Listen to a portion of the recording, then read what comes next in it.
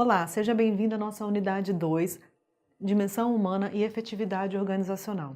Conforme nós vimos na unidade anterior, as mudanças da globalização que incidiram sobre a gestão de pessoas forçou que esse departamento, que é o de gestão de pessoas, ele começasse a pensar num desenvolvimento, pensar em como reter e atrair pessoas para o cargo certo e a função correta. Diante disso, nós veremos algumas atividades que incidem justamente sobre esses processos de retenção e atração de talentos.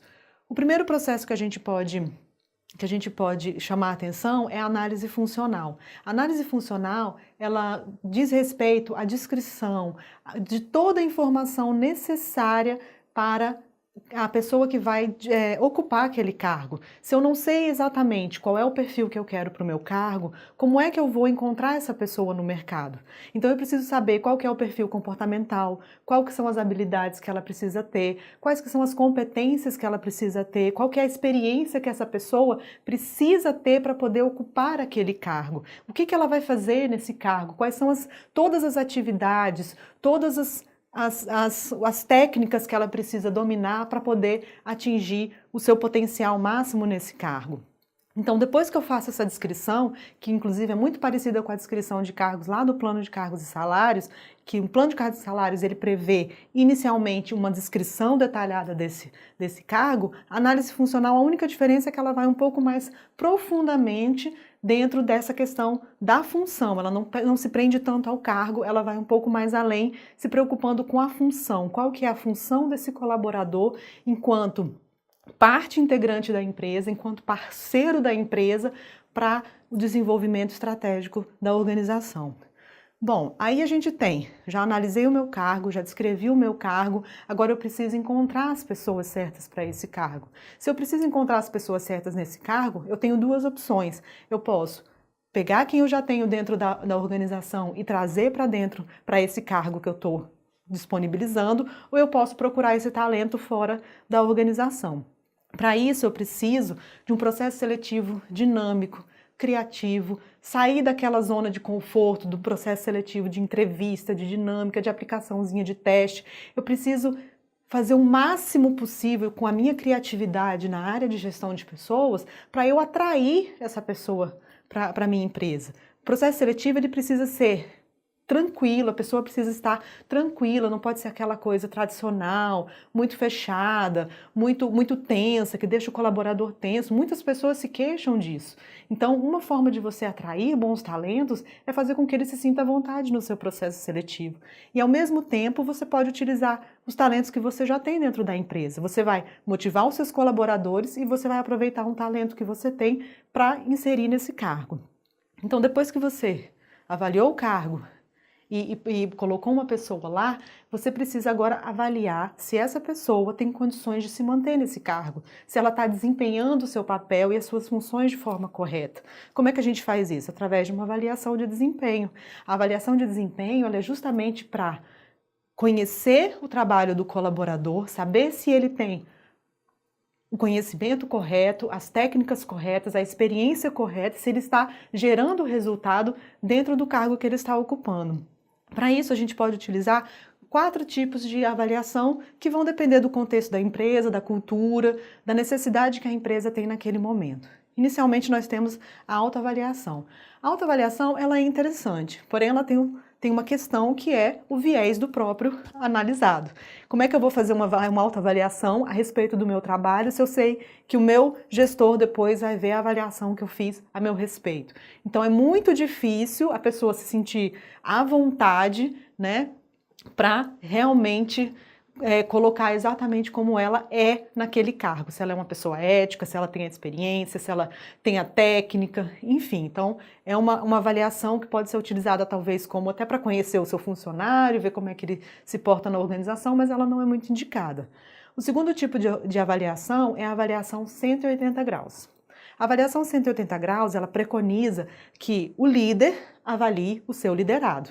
Ora, é interessante também, mas a gente sabe que muitas vezes os liderados eles têm problemas de desempenho por causa do próprio líder. Se eu tenho um líder autocrático, daquele que manda quem pode, obedece quem tem juízo, como é que eu vou acreditar que o meu liderado tem autonomia, disciplina, tem compromisso com as coisas que ele faz, sem ter uma relação esquisita com esse líder.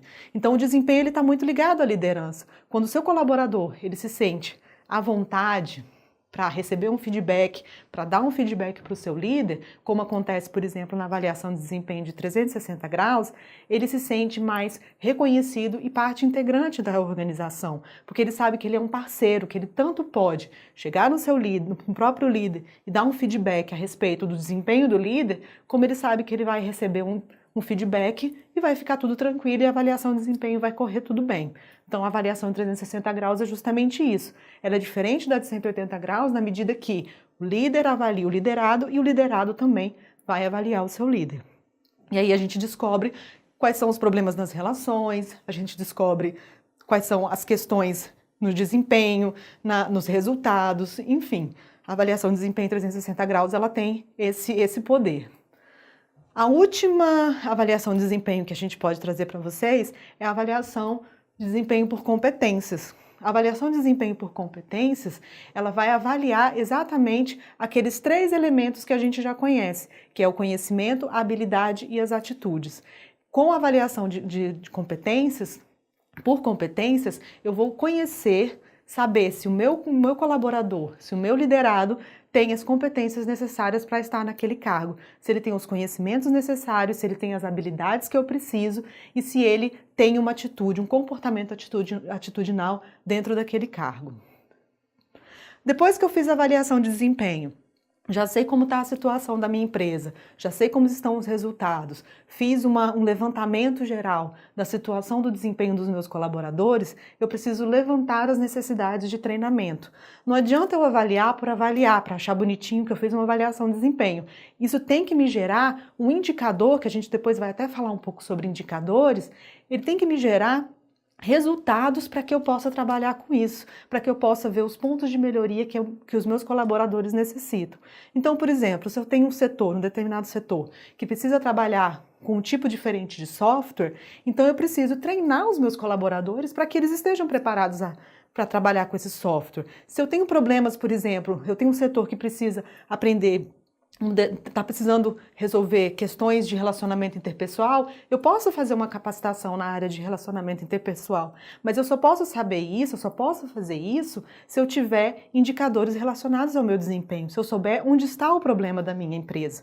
Então eu faço o levantamento de necessidades e aplico o treinamento. Aplicando o treinamento, você retém o seu funcionário porque ele se sente valorizado, ele sente que a empresa está investindo nele, reconhecendo o trabalho dele e, ao mesmo tempo, investindo nos pontos de melhoria dele. E isso faz com que o colaborador não siga caminhos diferentes, não pense em sair da empresa.